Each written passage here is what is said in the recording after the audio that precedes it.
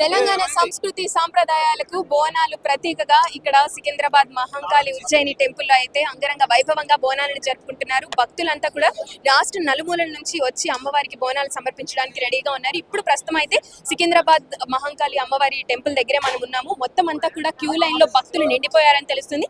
నా వెనకాల చూసినట్లయితే కూడా ఒక్కసారి అది నార్మల్ గా దర్శనం చేసుకోవడానికి ఎవరైతే వస్తారో వారి కోసం ప్లస్ బోనాలు సమర్పించడానికి వచ్చే వాళ్ళ కోసం అని చెప్పేసి అక్కడ ఒక 2 క్యూ లైన్లు, మన వెనకాల ఇంకొక 2 క్యూ లైన్లు ఏర్పాటు చేయడం జరిగింది.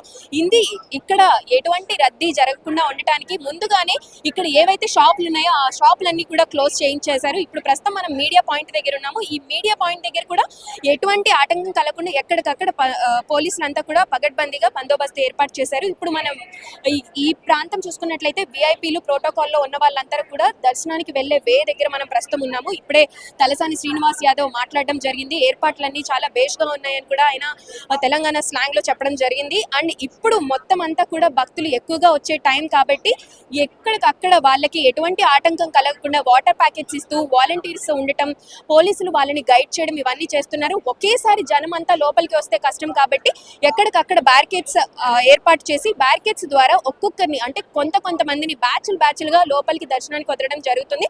అయితే మొత్తం అంతా కూడా వచ్చిన తర్వాత జనాలే కానీ విఐపీలే కానీ ప్రోటోకాల్లో ఉన్న వాళ్ళు కానీ ఎవరైనా సరే దర్శనానికి వెళ్ళే వే అయితే ఇదే ఉంది. అండ్ రోడ్డుకి అటువైపు నుంచి ఒక వే, అటువైపు నుంచి ఒక వే, మొత్తంగా 3 దారులు ఉన్నాయి. ఈ 3 దారుల నుంచి కూడా ఒకటే ధ్యేయంగా అమ్మవారి మీద నమ్మకంతో భక్తులు బోనాలు సమర్పించడానికి లోపలికి వెళ్తున్నారు. ఎన్నో ఏళ్లుగా అంటే దాదాపు 200 ఏళ్ల క్రితం నుంచి కూడా ఈ మహంకాళి అమ్మవారి టెంపుల్ ఇక్కడ ఉంది. అప్పట్లోనే 2000 సంవత్సరం అంటే 200 సంవత్సరాల క్రితం ఏవైతే పూజలు పురస్కారాలు అందాయో అమ్మవారికి అదే విధంగా ఇన్ని సంవత్సరాలు కొనసాగుతూ వస్తున్నాయి. ఇప్పుడు బోనాలు తీసుకెళ్తున్న వాళ్ళతో కూడా మాట్లాడినప్పుడు చెప్పింది ఒకటే మాట, వాళ్ళంతా ఎన్నో ఏళ్లుగా అమ్మవారికి బోనం సమర్పిస్తున్నాం, నా చిన్నప్పటి నుంచి మా అమ్మ చిన్నప్పటి నుంచి కూడా మేము బోనాలు సమర్పిస్తున్నాం అని కూడా చెప్తున్నారు.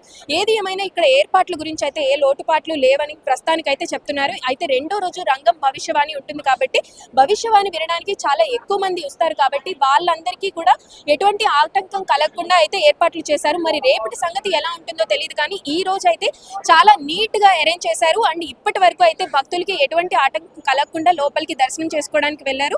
అంటే బోనాలు అంటేనే తెలంగాణకి ఒక పెద్ద పండుగ, అంగరంగ వైభవంగా అంటే భాగ్యనగరం మొత్తం కూడా బోనాల శోభ కనిపించే విధంగా కూడా ఉంది. ఎక్కడ చూసినా అమ్మవారి నామస్మరణే వినిపిస్తుంది. అండ్ ఇక్కడ అలంకరణ కానీ ఏర్పాట్లు కానీ చాలా మంచిగా ఏర్పాటు చేయడం వల్ల భక్తులందరికీ ఏ ఆటంకం కలగకుండా లోపలికి వెళ్ళి దర్శనం చేసుకుంటున్నారు.